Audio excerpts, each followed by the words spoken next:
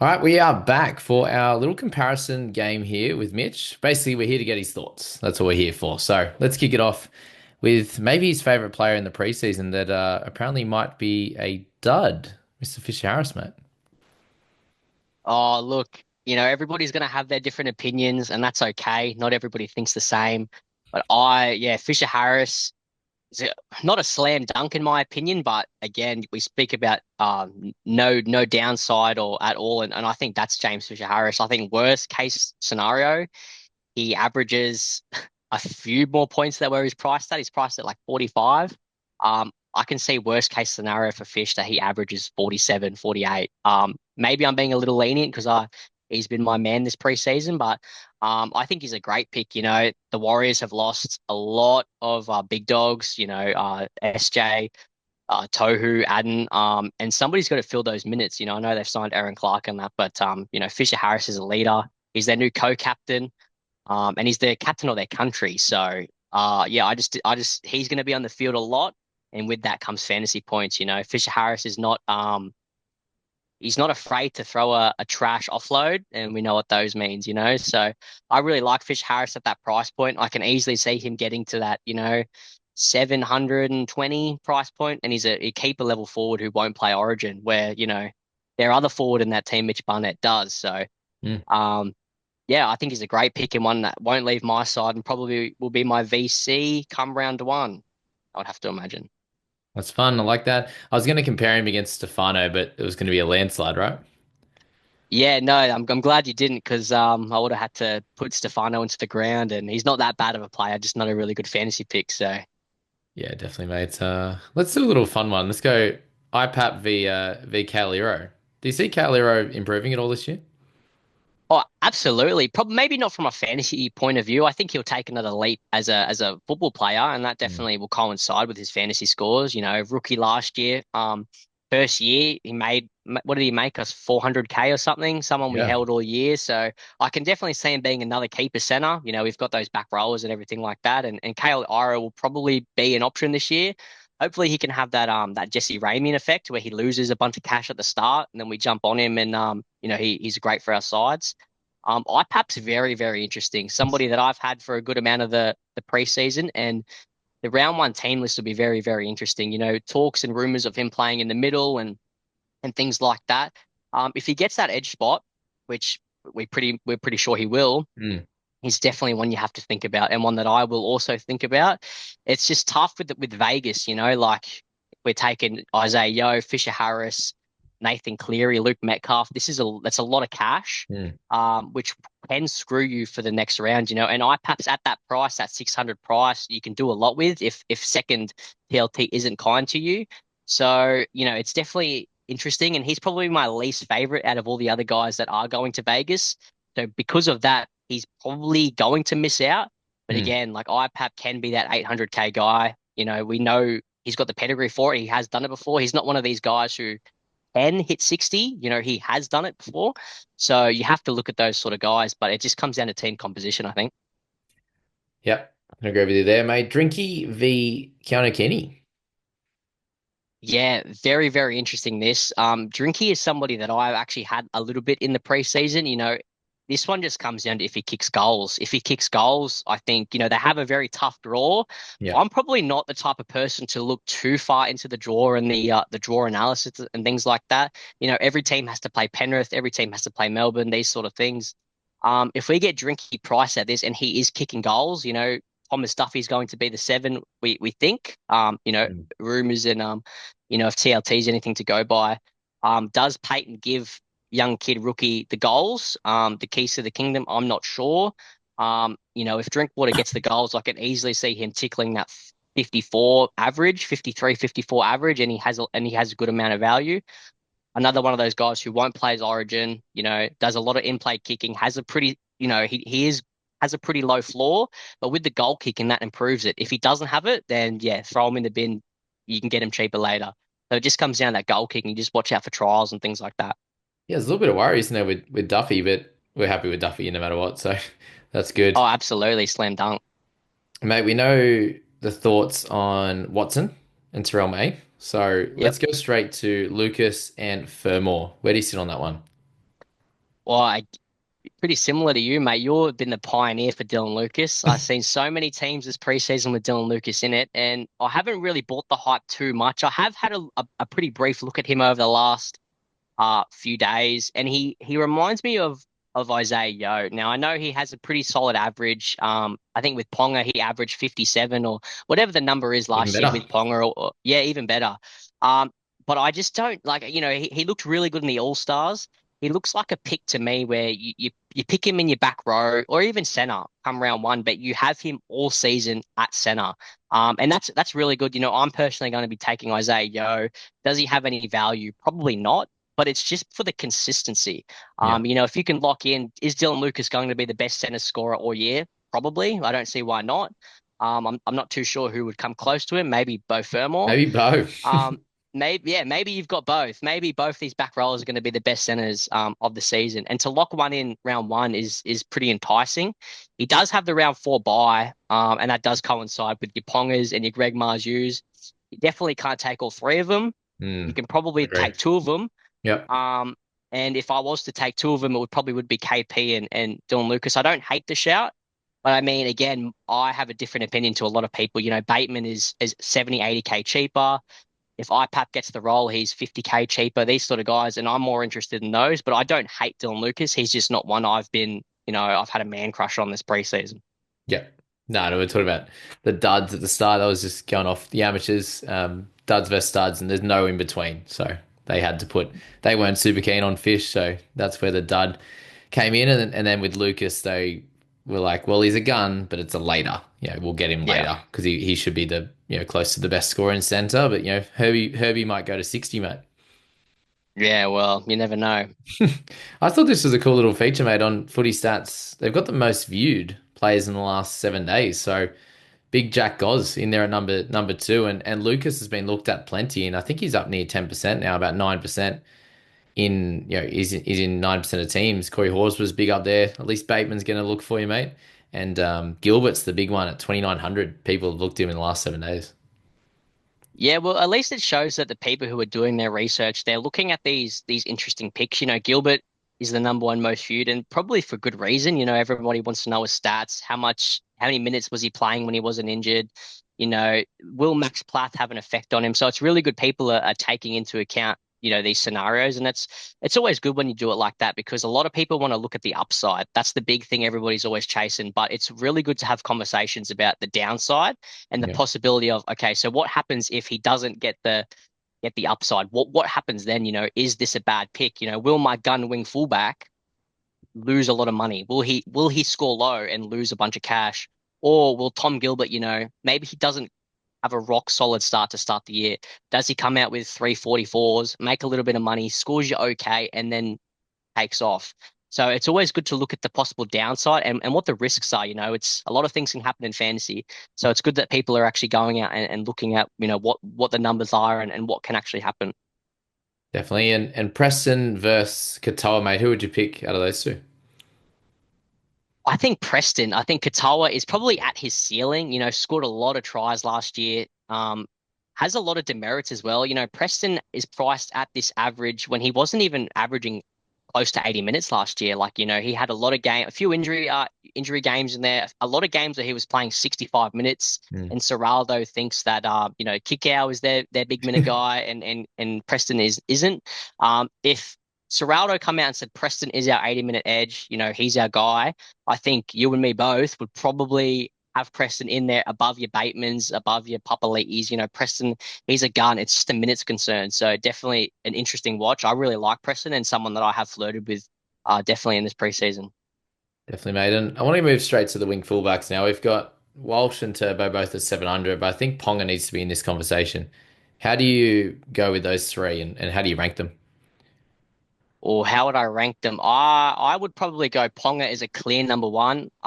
Clear. Even Okay. even above Latrell personally, but Oof. I'd go Ponga. I'd probably, out of those two, as a Broncos fan, I want to say Walsh too, but I'd probably go, I'd go Ponga, Turbo, and Walsh. That's the order I would go. Okay. Um, I owned Turbo. I actually owned all three of them last year, probably at the same time. I think Ponga is just a better fantasy player. Again, he's got that really good base. He's a goal kicker. He kicks in play. And Newcastle's draw to start the season is, yeah, it's ridiculous. You had it in your video with Scoop about the draws, Yeah. and Newcastle, they play something like the Tigers, Dragon, Titans, Dolphins, something like Yeah. that. They have a bye, and then they play the Tigers again.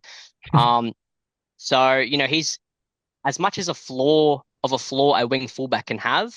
Ponga's probably got the highest. He's also probably has the highest ceiling as well. Yeah. This isn't 2021 Turbo where he's just bullying sides.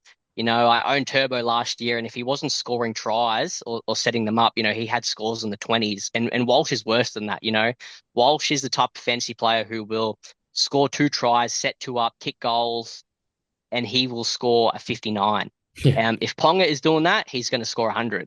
So It's hardly scored a yeah, try. It's wild. I think Ponga had what, a point 0.1 or point Yeah. two Point try two. scoring rate last year. So I only see upside with Ponga. If there's a wing fullback that you are interested in taking, I would take Ponga out of all of them.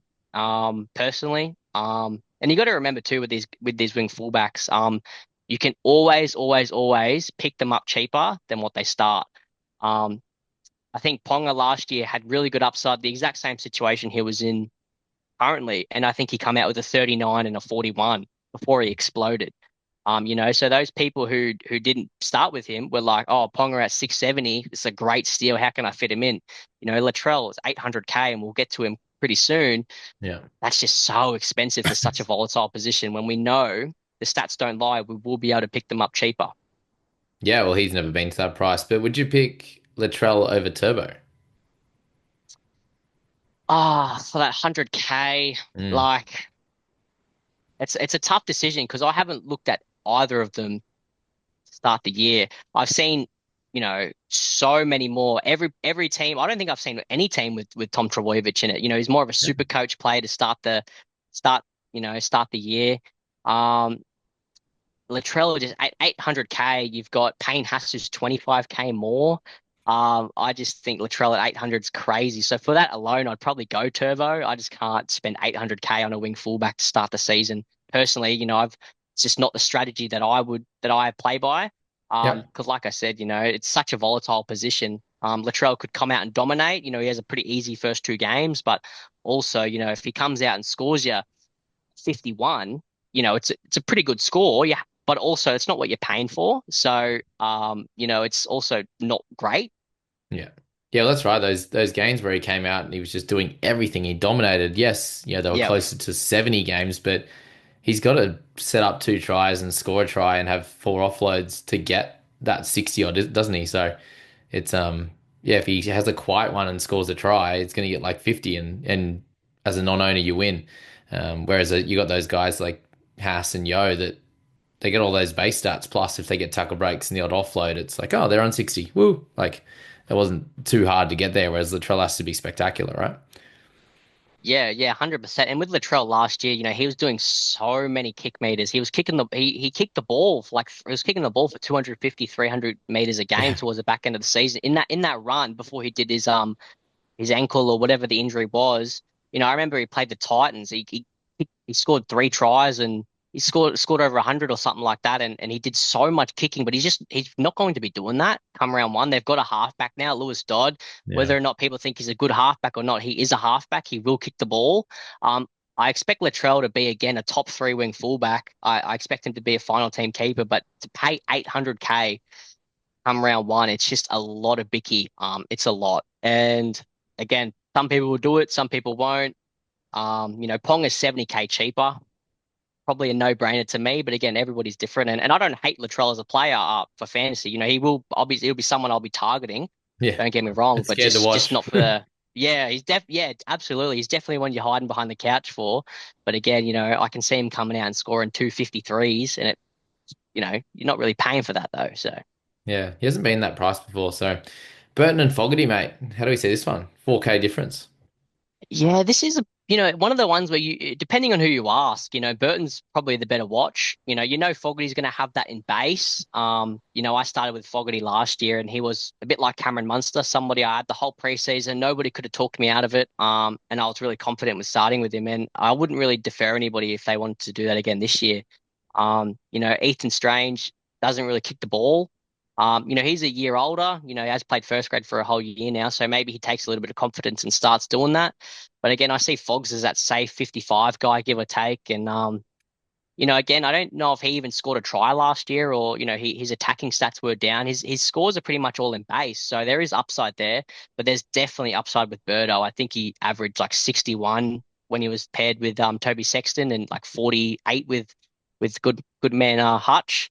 So, I think there's definitely more upside with Birdo, but Birdo is definitely he's typically a slow starter as well. I think every year since he's been at the Dogs, he's always faded a little bit. And I think last year we got him under 600 or close to 600. And I can definitely see that happening again. He's a bit of a momentum player, Yes. but I don't hate either shout. We've just got so many halves. We've got so many halves, cheap halves, mid ranges in Cam Munster and Luke Metcalf. Like, do you really need another one? But if you did, I don't mind either of them. So whichever one you prefer more. Yeah, that Berto one's interesting because I'm like, well, they've been terrible since he's come over, especially at the Yep. start, and last year they were. So they should be better, but he can be a bit passive at times, hey. And if he's on the roll, he's the best player to own in the world. But if he's not on that roll, he just doesn't he can kind of drift out of games, can't he? So that's the worry with not seeing it in round one. Whereas if you jump on in round six when he's had the good game, it's like, all right, we're on now. We're on that train of good scores. So yeah, it's definitely a scary one as much as I do like him to start. But mate, Barnett with the duel at 712 or Angus Crichton at 728. This is a bit tricky, to be honest, because I know a lot of people are jumping on Barnett, which I don't mind either. I don't mind the Barnett shout. Angus Crichton at 728 is a crime that nobody is really speaking about him Yeah. because he is so cheap. I just think that Roosters system and the situation they got going on there with they don't know who their centers are. He's not going to have these guns around him. He's going to a halves pairing of Keary and Sam Walker to Sandon Smith and Chad Townsend. I don't know if he's going to be getting the ball that he was getting last year. I think he is a good pick, but I'd probably lean to Barnett. I think he's got the dual too, so they'll both be playing Origin. You'd have to imagine. I just think Angus Crichton, he's priced. I can see him again averaging 58 or so, 59. One of the players who actually can average 60 as well. Has done it before, but I just think he could start a little slow. Once the Roosters figure out all what they've got going on. Yep. I can agree with that. This is a fun one, mate. Two guys that have a bye. One in round one in round two. Harry Grant versus Jaden Campbell. Yeah, it's such a shame for Harry Grant because I think I owned him to start the year 2 years ago when he was 860K. And it was a good watch to see him at this price, a little like Angus Crichton. We've just to see him so cheap for what he is and what we know, Harry Grant is. It's a shame that I won't be picking him and even remotely thought about him. The buy round two hurts because we'll be taking Munster. I don't think you can take two of those guys in round two. Um, yeah, and Connor Watson exists too, right? So Connor Watson 70K cheaper, bit of a slam dunk. Do you want to be? You can play Connor Watson in your mids. I won't be. So for team composition and things like that, I'm quite happy to fade Grant for now, but he will be again one of the final team keepers and probably the hooker to chase for your final squad. Yeah, I agree with that. Let's get two guys that have probably been a little bit overlooked and maybe for good reason. Teddy and Farnworth, mate, along with even Dylan Edwards. Yeah, well, these three guys overlooked, which is a shame because again, they are keepers and we will want them in our side eventually. Maybe not Dylan Edwards, wing fullback is kind of stacked and he Yeah. did a lot of his best work when he was kicking goals and Cleary was out, so he was doing the most in kicking goals. That's where that 54 and a half average comes from. He's normally typically a 600s kind of guy. So he is inflated definitely. And Tedesco is just similar with the others. The best time to pick up Tedesco is the origin period when he's fallen. He's a fallen gun. He's at 600K price. It's a bit of a tough time to pick him up because Origin's around the corner, but he's not the fullback for the Blues anymore. So yeah, can easily see Tedesco coming in, round 9, 10, or they've got the buy in 10. So, round 11 pick up for Mm. Teddy. Um, Looks a great shout. Way too overpriced to start the year because he had a gun year last year, Oh, back so up good. to vintage Teddy where he belongs. And yeah, way a little bit overpriced. Herbie again, 55, just way too expensive. You're paying for a premium. These guys typically, hopefully, fingers crossed, he falls down a little bit and we pick him up. He's a gun center, an Englishman, so won't play Origin and can be a real good keeper for our team. So you're just not paying that kind of money around one. It's just not a good idea for a center. Yeah, it can be really tough. I just went through that 3K to 10K analysis in the other video, Yep. so make sure you do check out that, guys. And I did the top 10 analysis in the private group. So all the information for that one is down there in the description. But when I was looking at Tedesco, people were picking him up at 590 something K or 570 something. It was absolutely incredible, wasn't it?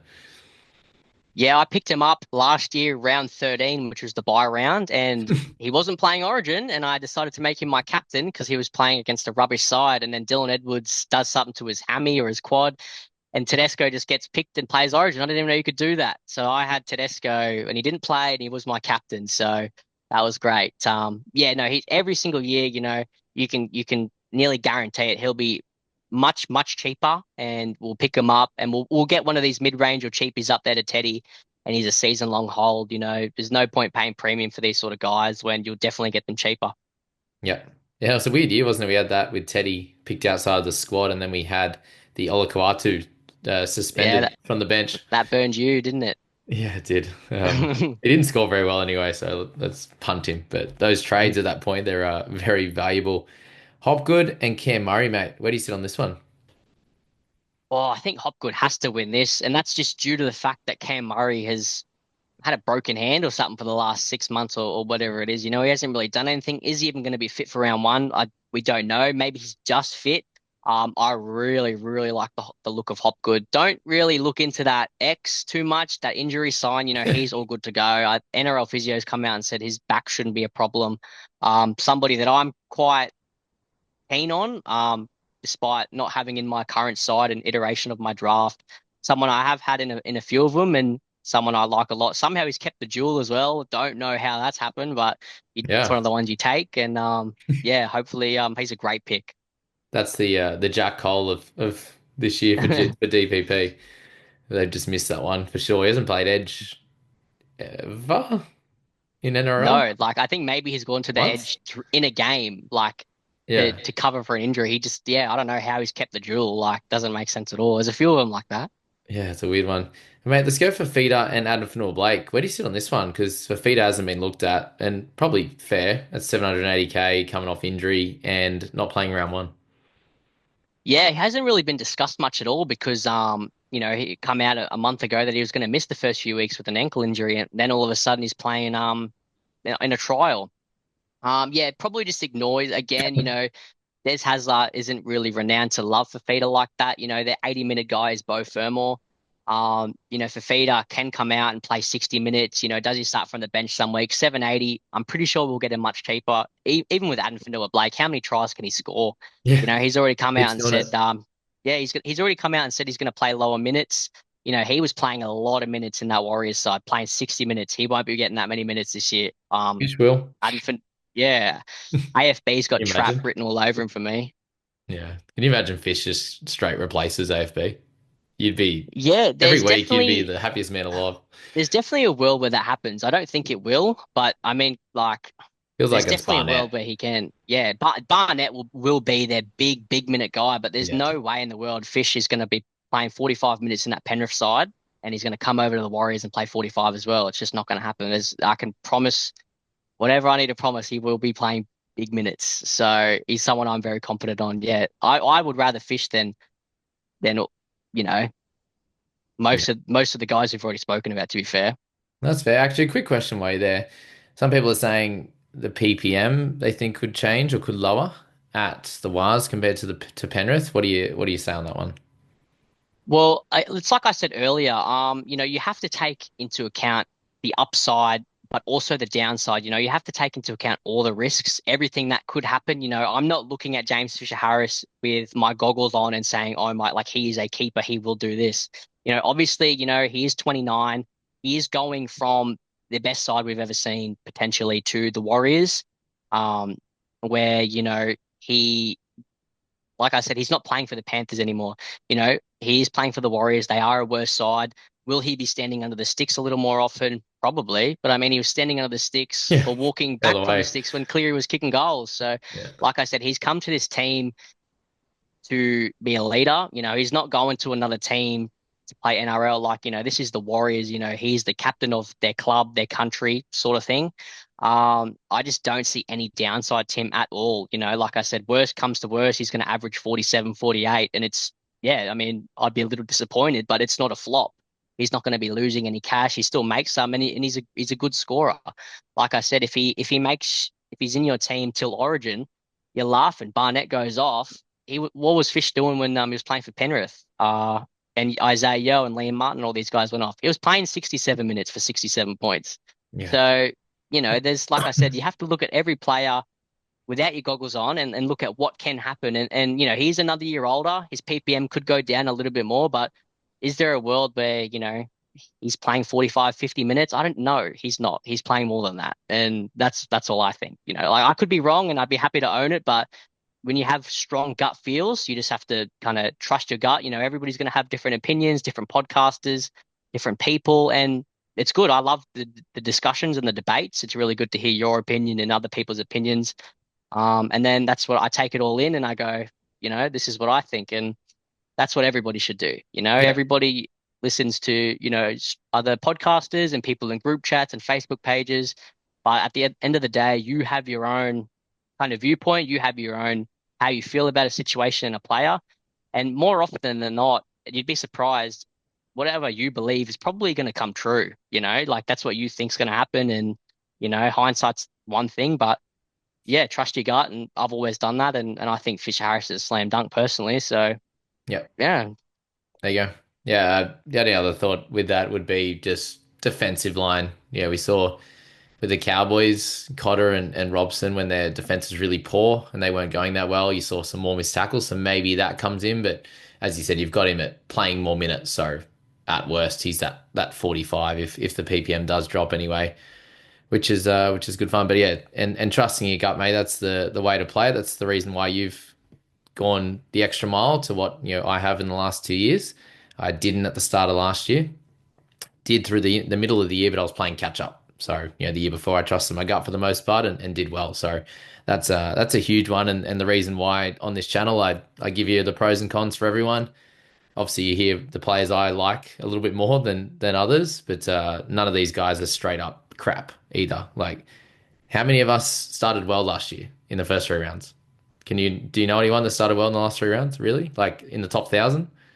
no, no, to be honest, I think I started last year at 70,000. I think like my round one score was like 680 or 670. And yeah, it Yeah. was very depressing. Like, don't get me wrong, but like I said, that's the thing too, right? I climbed back. I think I was in like the top 200 in round three or something. So it's Okay. very easy to climb back, but can you Yeah. imagine if we start well, then to climb back instead of making the top 200, now you're in the top 10.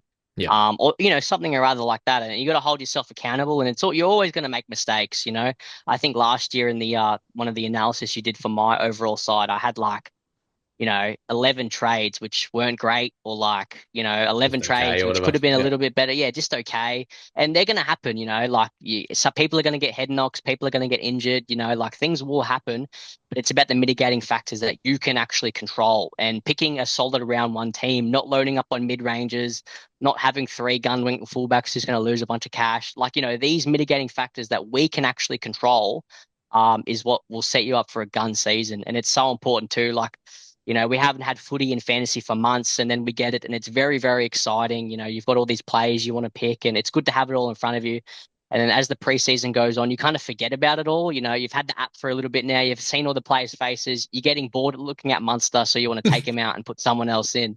And I do it all the time. I took Fisher Harris out of my side like 3 days ago for Payne Haas, and I laughed about it. And I said, That's right. okay, You let me messaged fix me. this up. I did. I said, oh, I've just turned Fisher Harris into Payne Haas. What am I doing? And I switched it back, and you were like, whoa, whoa, why'd you do that? And that's because I do it as well. Like I'm like everybody. I put so many hours and so much time into this, like too much time. Like if I worked as hard as this at my job, that I do at fantasy, like yeah, it's bad. But with that, it's a lot of fun.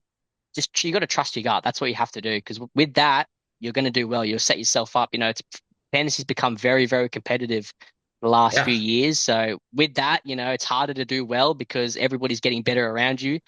So if you can hold yourself accountable, do the best to have a cracking start and a cracking round one team, you'll set yourself up without a doubt.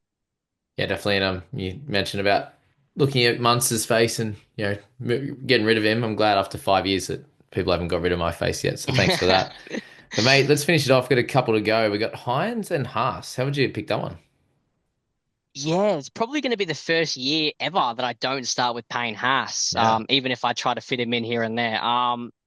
Yeah, I like Payne Haas. I think he's a great round one pick, great round one captaincy. VC, sorry. He doesn't have a buy. We don't have a buy until like, you know, before we play Origin. So, Mm. you're gonna have him for the long haul, unlike Isaiah Yo, who misses round 9 or 12, whatever it is. I think he's a really good pick. We've definitely seen teams, and I think this year will be manageable where you'll be able to go the Haas, Yo Cleary combo. Um, yeah, I think Haas is a really strong pick. Nico, not one I've even flirted with. It's always fun to see Nico and Cleary in your halves, which is always nice. But we've seen in the trial that the same thing's going to happen, which happened at the end of last year. Nico Hines is their halfback, he's their seven, but you can't really stop Braden Trindle from kicking the ball. And Nico has a fantastic base. He makes a lot of tackles, A lot of but the tackles kick now. meters and the kick meters helps. And because he's priced so high, hopefully we get him at a cheaper price. He plays Penrith round one. So will he have all these crazy attacking stats on that smaller field? Probably not. And, with Braden Trindle kicking 300, 400 kick meters, it's going to eat into Nico's fantastic base. And that's not what you want. Yeah, I think we can basically leave it at that, mate. I'll probably just get the other quick early thoughts. We will see your team before round one as well, which is going to be good fun. And we can kind of get your final thoughts in that video. But the Cleary v Yo captaincy, because you're in the same boat as me, right? Having both those guys. Yeah, I will be taking both of them, no doubt. What do you think of the captaincy situation? Obviously, safety versus upside. How do you see that? Yeah, it's very interesting. I think you brought up that you weren't too sure who you were going to captain, and it's the first time that I've kind of heard about that you were thinking about going Yo. And overall, as long as Cleary's in your side the whole year, he will be the captain with that incredible, like, can you imagine if he hits 120 and you don't have the captaincy on him? It's Yeah, you're it gonna hate does yourself hurt. for a little bit. So, will he come out and kill it round one? I'm not sure. I think Isaiah Yo had back-to-back 70s last year, round one and two. Yeah, So, I'll probably leave it on Cleary, just because like I'm a bit of a scaredy cat, um, in that sense. But you can't go wrong with either. I think every team will have Cleary in it though, majority. yeah, He is at what, 55%. So out of the serious coaches and probably the people watching this video, everybody will own Cleary, so he will have the captaincy on him. Not too sure how many people will be taking Yo at 28%. Again, a lot of people watching this video probably will be. pretty So high, they're your yeah, definitely very, very high higher than I thought they'd be. considering Haas is at what, like 16%. So Mm. it's a pretty incredible difference. Also with Haas last year, he was 50% owned. When you went Cameron Murray last year, Haas was 50% owned. Now he's 16. He's a bit of a pod. So He's more expensive last uh year too. So yeah, it's so same as incredible. Grant. Yeah, Mm. all these guys are we have a lot more cash to spend this year. That's why all of our sides are looking a lot more stacked. That's why you can fit 7 or 8 keepers, potentially a cut price keepers into your round one side. So I'll probably leave it on Cleary. I'm going Yo as well, just for that safety net. We know Cleary's made out of glass. So That's where the Cleary ever Yo goes took. down, you've got Yo there. Safe as houses. I picked him up last year around Origin time, and definitely one of those risks. But it was so good having him in my side. He always backs up, especially with this year. With the minor buy rounds, we don't have to worry about trading him. We'll have him all year, very durable. Yeah, He's probably priced out. Will he average 65? I mean, he could, like he yeah, can. So, yeah, I think he's a great pick and great round one pick. You can just leave him there all year. The Bevan strat. yeah. On your bed, Bev. Shout out to you, mate. Coming eighth last year. That's a collection of the guys that are in the private group as well. So we also had one of the fellas that tried to help out last year. in I think round 10 or 11. He was coming first, and he said, he's like, yeah, I made some bad decisions. So he bowed out all the way into the, I think, 1700 or something like that, poor fella. So he's joined the group as well. It's a good crew, guys, and jump in if you are interested. But thanks so much for that, Mitch. It's great to hear your thoughts on all the players, and I can imagine everyone's pretty keen to see what your team looks like. Well, once do get all those team lists, and once we see this week's trials. Yeah, mate, thanks for having me. I don't know what iteration or what draft I'll be up to. I've got half a dozen in there now. Like I said, I put a lot of time into this. So, and probably four or five, six of these guys will be bad picks because they always are. We can't all get them right no matter how much work we do and what happens. And don't get me wrong, I'll pick someone and they'll do a hamstring in the first minute. And yeah, that's fantasy. So, like I said, you can only do so much with what you have. It's about just trusting your gut. Don't get bored of the people in your team. They're in there for a reason. Like I said, don't get bored of Munster. Keep him in there. Um, and yeah, just trust your gut, guys, because chances are you're right. And what do I know? I know nothing. So, yeah, Yeah, thanks. a little bit.